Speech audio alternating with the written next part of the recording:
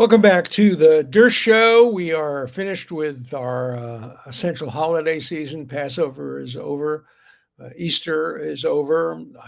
Ironically, as my grandmother would say, Bashert, which was means it was determined, destined. The Pope died on the Monday of Easter a week.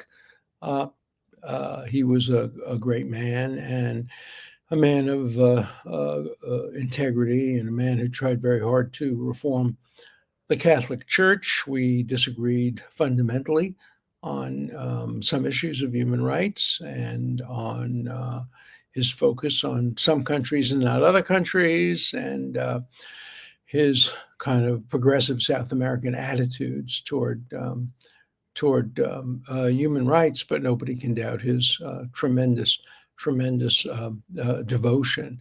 And so my condolences go to all my many Catholic friends, particularly my Italian and Irish Catholic friends who I grew up with, and have been to many Catholic events. I was invited to the Vatican a couple of years ago. This Pope was very interested in international human rights, and there was a conference on human rights, and I was invited to present a paper there, and I did, and I spent some time in the Vatican. I did not meet the Pope, but I met many of the cardinals.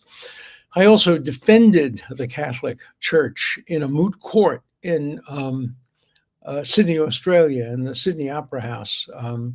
There was a great debate. I think 4,000 people attended, and it was also on television, on whether the Pope should be held responsible for the problems that the Catholic Church was then experiencing and is still experiencing with sexual misconduct by priests. And so in some respects, in a moot court, I was the Pope's lawyer. I met with many of the cardinals, got information about the Pope's attitude, got some documents from the Pope and from the Vatican, and I made my defense. I think you can probably get it online.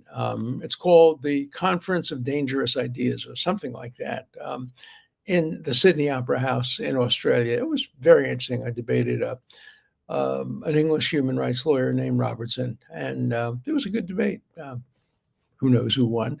But I was the lawyer for the Pope in a moot court. And so my condolences to Catholics who today are grieving the loss of their leader. I mean, the luckiest people in the world are the people who made the movie Conclave, which I like very much. It was a good movie. It's about this, and has a great actor. And I'm not going to give you the twist, but there's a great twist that I think this Pope would probably have enjoyed. But we'll see what happens. Thank you, viewers. We had almost 400,000 of you the other day in dealing with President Trump and the courts, etc. And I also wanted to comment on the idiots who went down to El Salvador to lionize and make a hero out of this illegal immigrant who was sent to the wrong country. It's so interesting because these folks are all saying, oh, he's entitled to a lawyer. We don't agree with him. We're not defending him. He's entitled to a lawyer. These are some of the same people who were saying, oh, my God, Dershowitz, you defended Donald Trump.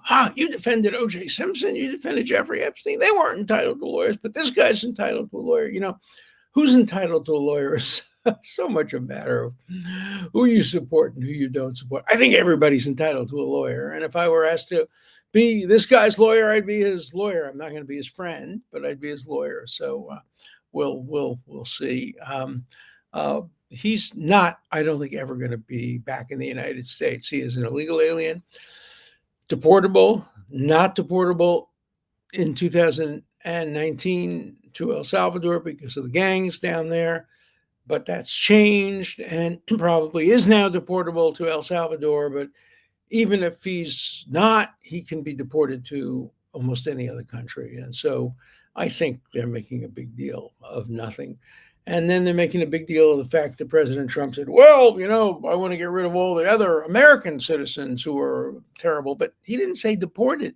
What he said is if they're convicted of a crime and they're sentenced to imprisonment, he would look up the law to see whether they could be sent to prisons after being convicted with full due process to prisons in foreign countries. The answer to that is no, because the writ of habeas corpus only applies in the United States, and cruel and unusual punishment under the Eighth Amendment applies in the United States. So President Trump's wrong about that. He didn't say he'd do it. He said he'd look up the law.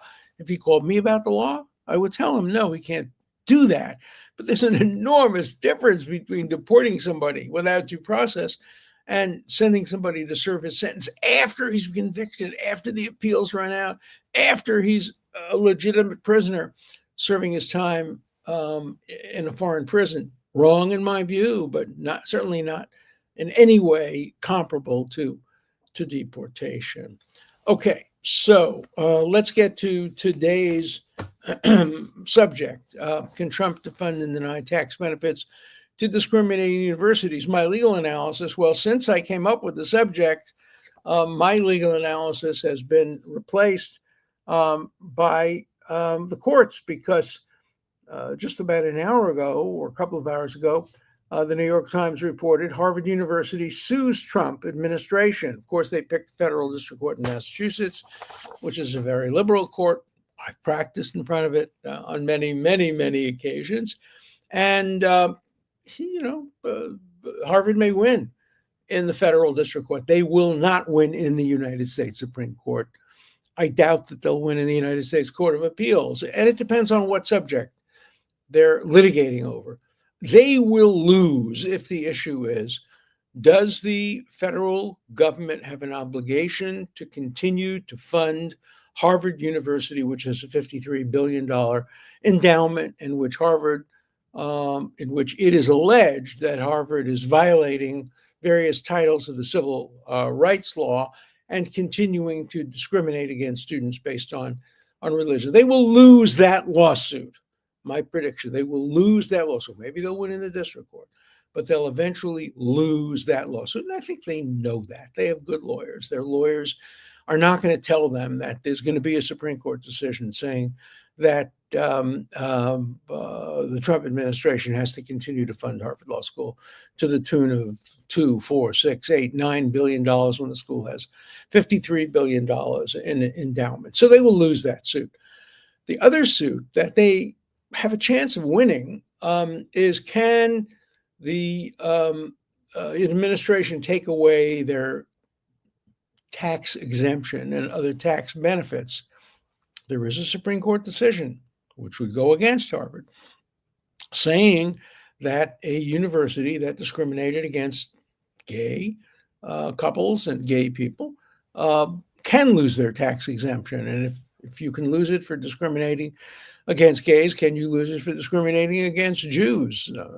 Probably. There's already been a judicial finding that they've discriminated against Jews and Asians, particularly Asians, in their admission policy. So I think there's a good chance they would lose that one as well. Now, the third one is, can the administration restrict the number of foreign students that get visas to come to Harvard? That's a harder one. So, I think we'll see some wins and some losses, but it's certainly not going to be a clean victory for Harvard. We're not going to see a kind of Magna Carta for universities in which the Supreme Court declares that universities are above the law and they don't have to comply with this title and that title, and they don't have to comply with anti-discrimination laws, and you can't take money away from them. We're not going to see that. So what's Harvard doing? It's getting itself into a negotiating posture to settle the case. And how do I know that? Because I've done that many, many times myself. You file a lawsuit in order to increase your chances of getting the right settlement. In this case, Harvard has hired lawyers. I don't know whether they've hired separate lawyers for this litigation. I can find that out, but it wasn't in the newspapers, and I haven't seen the papers. Maybe by tomorrow I'll know the answer to that. But the two lawyers they hired early on were settlement lawyers. They were not litigation lawyers. They were lawyers who's designed to send a message. Look, let's sit down and discuss this. There are 15 things, I make up the number, approximately 15 things that the administration wants Harvard to do. We can accept 5 or 6 of them. We can reject 4 or 5 of them, and the rest we can negotiate over. It's the perfect opportunity for a negotiated settlement, and I think both sides probably have miscalculated. Obviously, the government admitted that it sent the letter to Harvard by mistake. Now, that doesn't mean the content of the letter was not the content that they wanted sent, but maybe the timing, maybe they sent it to the wrong person, maybe they wanted to make a phone call before they sent it. And Harvard miscalculated. Instead of responding to the letter in a forceful way, saying, no, we're going to fight, we're never going to settle, they should have called. And they should have said, wait a minute, this letter, is it a negotiating a ploy? Do we want to sit down? Did you intend to send this letter? Do you want us to respond in writing? Do you want us to respond? I think both sides miscalculated, and maybe they've gotten themselves too deep. And remember, the faculty at Harvard, 95% of whom contribute, when they contribute to the Democrats, not Republicans. And the vast majority are very anti-Trump. The faculty will not accept easily a negotiated solution. The faculty be happy to see Harvard go broke as long as they get their salary. And they're going to fight on principle until the last government dollar or the last contributor's dollar. The students too. It's the administration. Does the Harvard Corporation really want to settle this thing? Are they willing to say to the federal government, look, in principle, we don't think you have the right to control us, but look, we're reasonable. We'll settle this case. Again, I have to go back. Look, I'm a law school professor. So for the last 60 years, I've been using what's called the Socratic method, and that is the hypothetical method. You come up with hypothetical cases and you test your students' commitment to principles based on the hypothetical cases. You vary the facts to test their commitment to principles. So here's the hypothetical. It's such a simple and obvious one. It's 1955, 1956. I'm in college. A year or two after Brown versus Board of Education, that required all public schools to desegregate. And so you have Ole Miss, and you have the University of Alabama, and you have George Wallace, and they're all saying, we have academic freedom. You can't make us integrate. You can't make us treat Black students equally. We have our traditions. We fought a civil war, et cetera, et cetera, et cetera. We believe in our First Amendment right to allow Klansmen to come on the campus wearing hoods and masks and berate Black students. That's our First Amendment rights. Let's assume we're back in 1955 instead of 2025. And you have Ku Klux Klan people coming on the campus wearing their hoods and screaming the N-word and saying to Blacks, go back to Africa, and saying you're not equal intellectually, saying all those horrible things. And let's assume the federal government said to Ole Miss and University of Alabama, hey, we're going to cut out your federal funding. There wasn't much federal funding back then, but we're going to take away your tax exemption unless you change, unless you start enforcing our laws, unless you start saying you can't just come on the campus and harass Black students. And George Wallace gets up and says, wait a minute, we have a First Amendment right. We're entitled to say go back. And you are. You're entitled to say go back to Africa. That's First Amendment protected, but you're not entitled necessarily to get money if you're saying go back to Africa. So my question is, where would the courts come out if the hypothetical were based on 1955, 1956 instead of 2025? And where would all the liberals be? I can tell you where the liberals would be. I can tell you all where the progressives would be. I can tell you where the professors at Harvard who are suing Harvard would be. They'd be on the side of the federal government saying, shut down that goddamn university. Stop funding University of Alabama. Stop funding Ole Miss. Make them get tough on Klansmen and racist students and racist professors who are teaching white supremacy. So what's the principle? What's the principle? Forget about what side you're on the racial issue. What's the principle?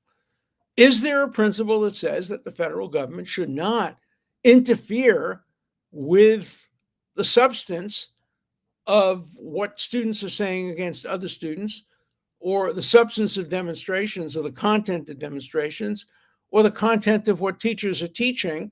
Is that the principle? If that's the principle, then you have to allow the Southern schools to continue to harass Black students and to tell them to go back to Africa and to allow white supremacy to be taught. I don't think there's a single liberal that I know of that would support that. They would all be on the side of the federal government coming in and telling the schools what to do. So is there a difference? Yeah, there's a difference. In one case, the people who are being harassed are Black. In the other case, they're Jewish. Is that a distinction with a difference? Is that constitutionally permissible? No, it's not. And so what's the principle? Is the principle that the government is never allowed to try to influence academic policies and academic actions by withholding funds or withholding tax benefits? Is that the principle? Of course it's not, because you wouldn't apply that principle to Southern racist schools in the 1950s. Is the principle that you can discriminate against Jews but not Blacks? No, that's not the principle. So what's the principle? Is the principle that if Trump does it, it's wrong, but if anybody else does it, it's right? No, that can't be the principle. So who's going to win this lawsuit? Not Harvard. They're not going to win this lawsuit. I think it'll be settled, but if it goes to litigation and gets up to the Supreme Court of the United States, I do not believe they're going to win this lawsuit. They lost the lawsuit when it came to anti-Asian admission policies, which were also anti-Jewish, and in some respects just anti-white discrimination policies. They lost that lawsuit with this Supreme Court. And I suspect they will lose the lawsuit that they brought today. Can't be sure. Never know.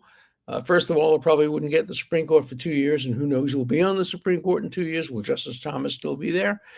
Don't know. Will Justice Alito still be there? Those are the two most likely not to be on the Supreme Court in the short and middle term, and they are the two strongest supporters of the government in a case like this. So it's up in the air. We're not sure. Let's put that aside. Let's put aside for a minute who will win the lawsuit. Who's right? As a matter of principle, who's right?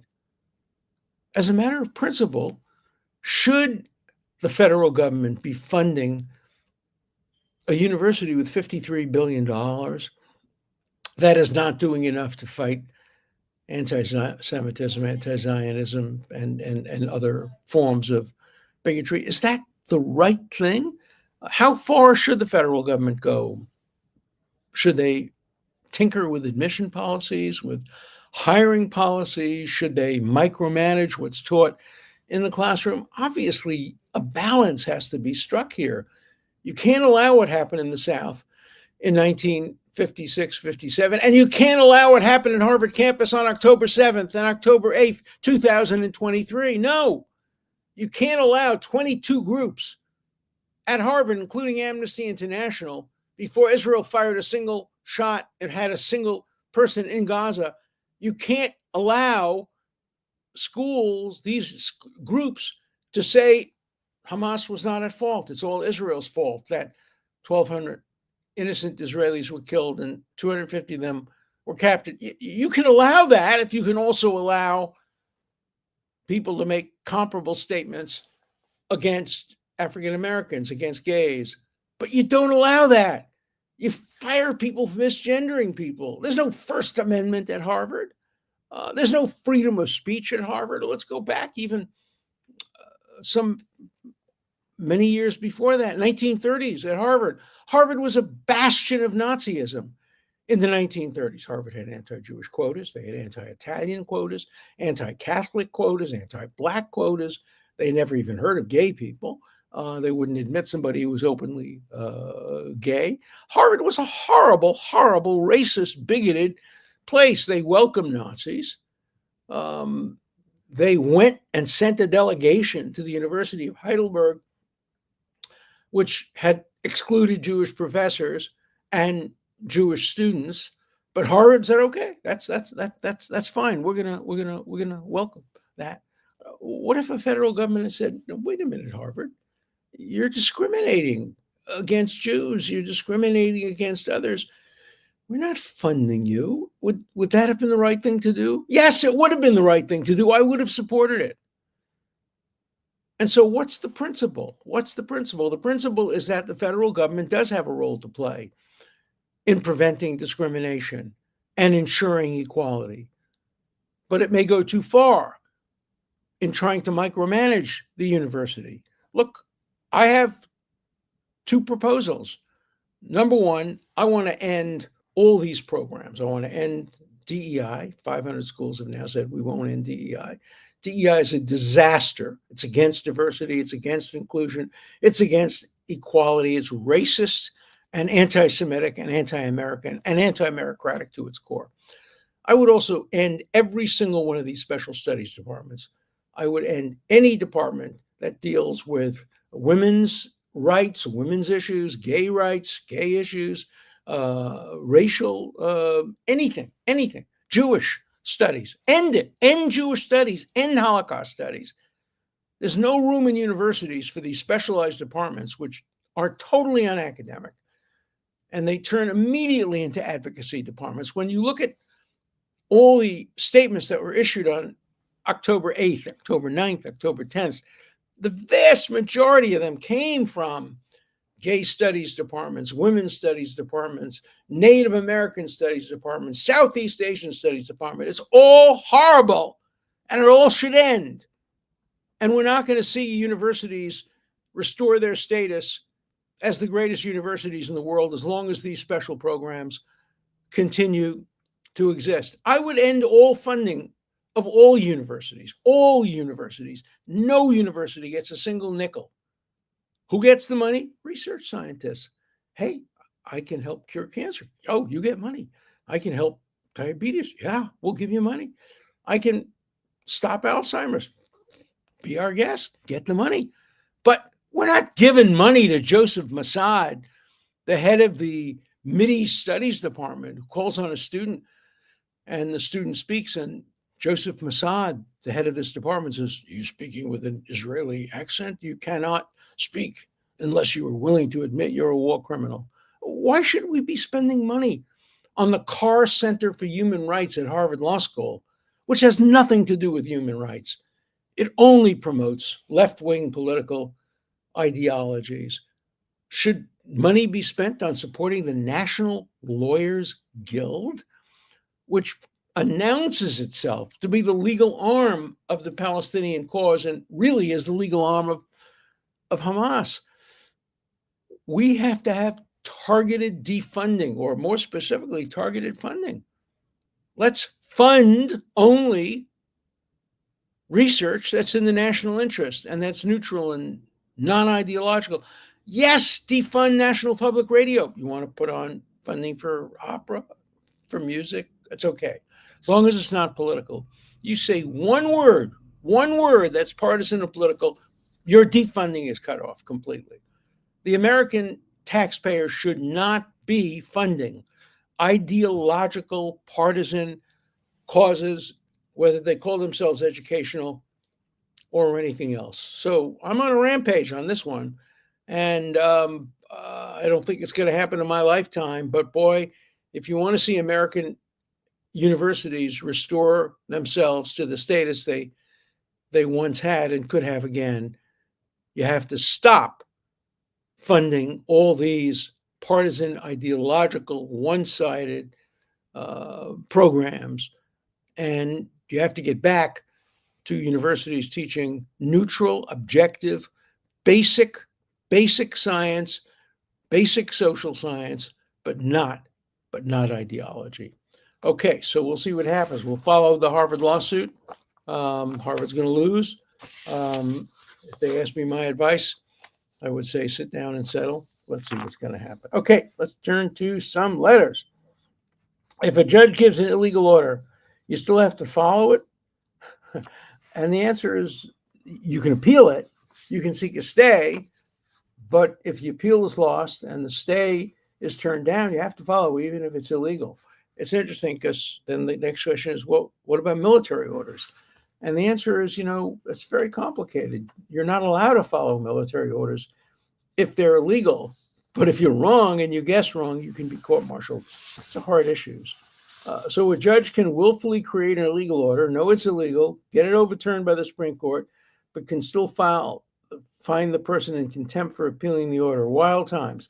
It's complicated, but in general, you have to obey the orders of the court. And Trump has said he would. He appeals, but he obeys the orders. Let's see what happens. Remember, in the case involving the Maryland man, there is no order saying he can't be deported out of the United States. There's only an order saying he can't be deported to El Salvador because there were gangs, etc. And he allegedly was a member of one of the gangs, and they might go after him and get him. So the question is not only can he be deported, but where he can be deported to.